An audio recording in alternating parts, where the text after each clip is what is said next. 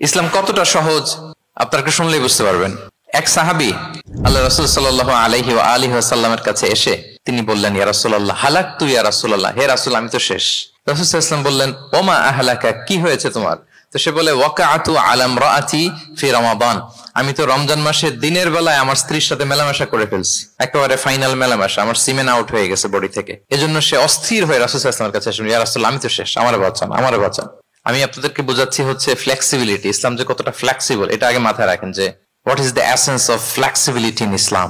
ইচ্ছা করে যদি কেউ রোজা ভাঙে, তার বিধান হচ্ছে তার কাজাও করতে হবে, কাফফারাও দিতে হবে। কাজা মানে একটা রোজার জন্য আরেকটা রোজা, আর কাফফারা হচ্ছে হয় তাকে একটা দাস আজাদ করতে হবে, অথবা তাকে 60টা রোজা রাখতে হবে টানা, অথবা 60 জন মিসকিনকে খাওয়াতে হবে। তো সে যখন এসে বললো, ইয়া রাসূলুল্লাহ আমাকে বাঁচান, কি করবো আমি? রাসূল সাল্লাল্লাহু আলাইহি ওয়াসাল্লাম বললেন, আচ্ছা ঠিক আছে, তুমি এই কাজ করে ফেলছো, তোমার তো পেনাল্টি হয়েছে। তো পেনাল্টি কি?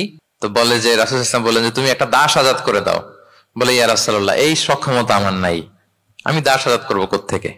আচ্ছা এটা পারবা না, তো তাহলে টানা 60টা রোজা রাখো কাফফারা হিসেবে, টানা 60 দিন রোজা রাখতে হবে, রমজান চলে যাওয়ার পরে 60 দিন রোজা, এটা রাখো। বলে, ইয়া রাসূলুল্লাহ এটাও পারবো না আমি। আচ্ছা এটাও যদি না পারো, তাহলে তুমি 60 জন মিসকিনকে খাবার খাইয়ে দাও।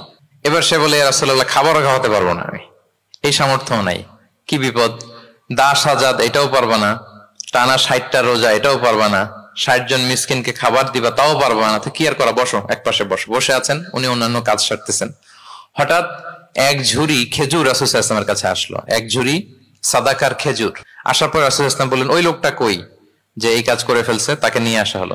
রাসূল সাল্লাল্লাহু আলাইহি ওয়াসাল্লাম বললেন, যাও, দাসও আজাদ করতে পারবা না, 60টা রোজাও রাখতে পারবা না, 60 জন মিসকিনকে খাবারও দিতে পারবো না, তাহলে এক ঝুড়ি খেজুর আমার দরবারে আসছে, চ্যারিটির সাদাকার খেজুর, যাও এগুলো গরিবদের মাঝে বিতরণ করে দাও, তাসাদ্দাক বিহা ফিল মাদিনা, মদিনায় বিতরণ করে দাও।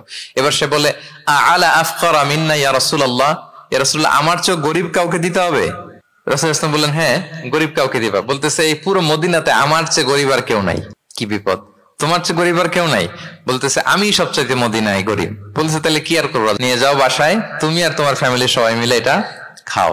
চিন্তা করেন, আসছিল পেনাল্টি দিতে, নিয়ে গেল এক ঝুড়ি, কথা বোঝা নাই, নিয়ে গেল এক ঝুড়ি খেজুর।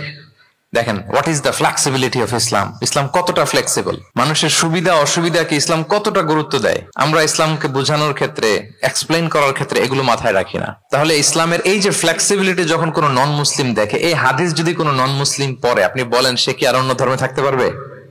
যে একটা ধর্ম এত ফ্লেক্সিবল হয় কি করে, এত ফ্লেক্সিবল? এভাবে আপনি যদি দেখেন যে রাসূল সাল্লাল্লাহু আলাইহি ওয়াসাল্লাম খুব সহজ করে দিন ইসলামকে উপস্থাপন করেছে।